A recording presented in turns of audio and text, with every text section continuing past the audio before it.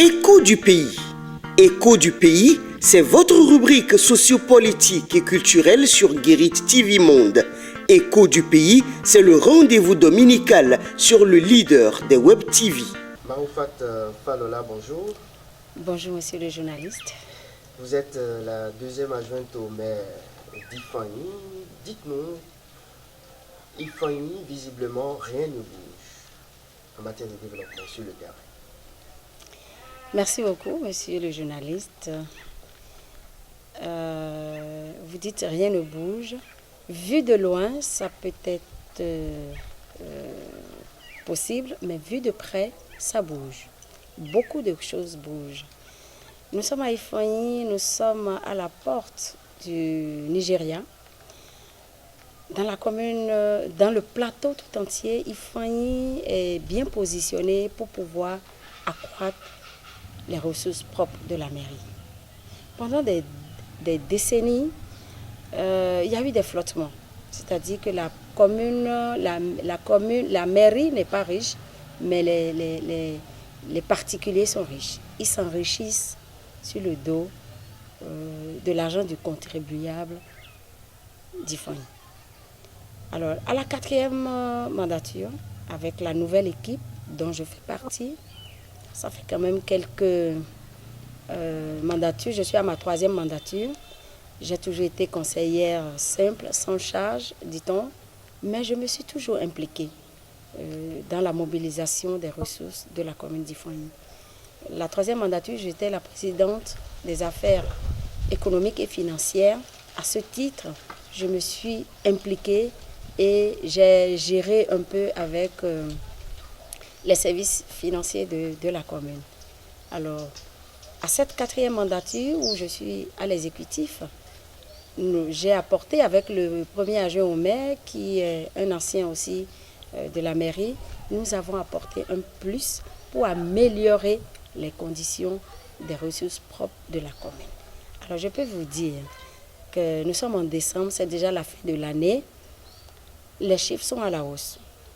Pour le bonheur de la population, de la mairie, des agents et des élus que nous sommes.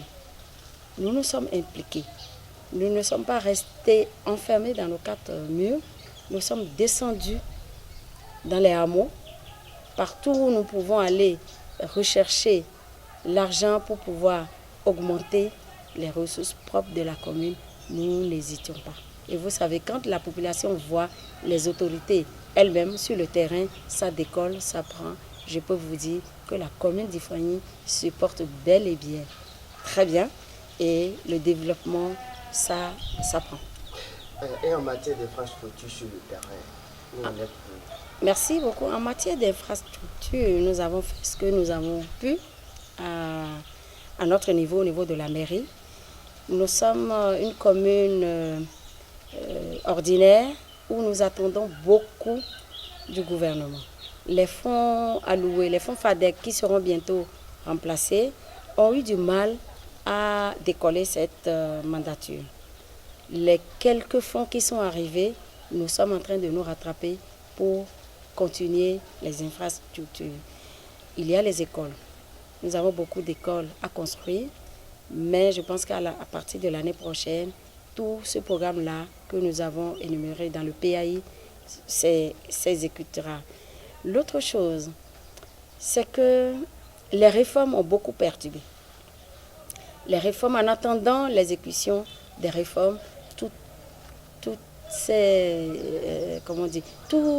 la programmation que nous avons eu à énumérer en début d'année, ça a tourné au ralenti. Mais je pense qu'à partir de 2022, nous allons essayer de récupérer ou de rattraper quelque chose. Nous irons dans d'autres localités, après Ifani, Cotonou plus précisément, pour parler cette fois-ci de l'annulation de l'arrêté préfectoral du préfet Alain Roula dans le cadre de la réorganisation du transport en commun. Le ministre a sonné le préfet, a demandé au préfet de rapporter sa décision, ce qui a été fait. Quelle est votre appréciation? Waouh, c'est un dossier. Moi, quand j'ai vu le message passer sur les réseaux, j'étais un peu je me posais beaucoup de questions. Alors je me demande comment ça marche entre le ministère de la décentralisation et la préfecture. Les deux, à mon avis, devraient coordonner les actions. Parce que quand le préfet prend un arrêté et que le ministère vient annuler cet arrêté, je crois qu'il y a un problème.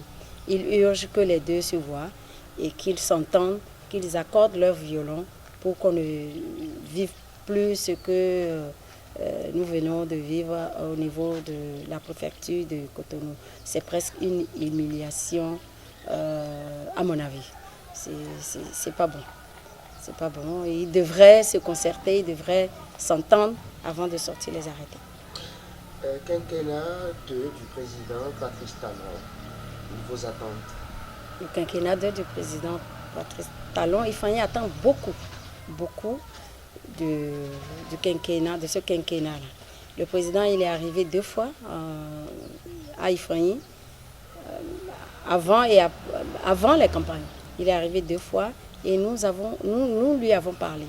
Nous l'avons reçu et nous lui avons déposé nos doléances. Nous avons estimé que Ifani est resté un peu en marge par rapport aux infrastructures que nous constatons dans les autres communes et il a promis. Et je pense que ça est en train de prendre.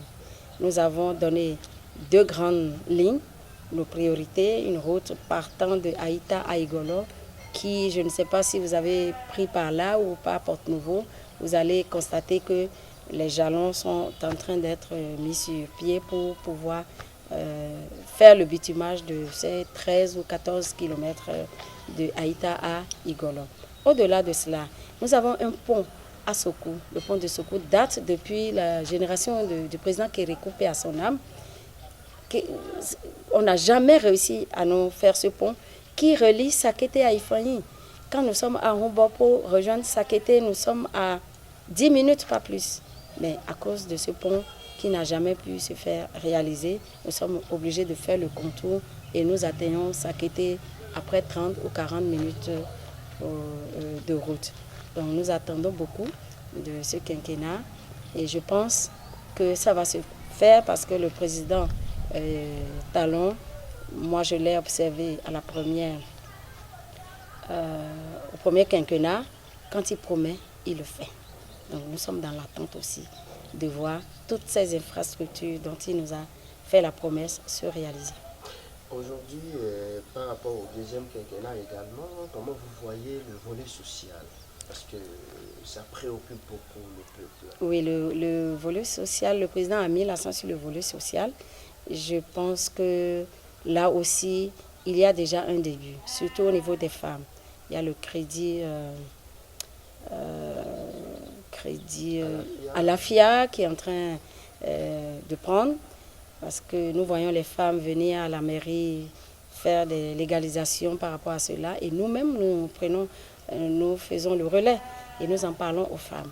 C'est déjà un pas au niveau du social dans d'autres secteurs. Je veux prendre par exemple dans le domaine de l'agriculture. Il y a beaucoup de projets, il y a beaucoup de subventions. C'est aussi une forme de social. Beaucoup de subventions qui arrivent, dont les producteurs, les maraîchers, les coopératives bénéficient gratuitement. Il y en a qui sont à moitié subventionnés, il y en a qui sont subventionnés à 100% par l'État. C'est aussi le social et ça contribue à l'épanouissement de la population. Votre conclusion? Ma conclusion, c'est toujours la même. Nous en voulons toujours un peu plus et beaucoup plus. Nous voulions que Ifani ressemble un peu à d'autres communes où nous avons des voies bitumées, nous avons des axes pavés, nous voulons la construction d'un nouveau marché. Nous avons déjà les hectares, nous avons 15 hectares et nous attendons que le gouvernement arrive aussi à implanter un grand bijou que nous constatons dans les autres communes à Ifani, dans le domaine du marché.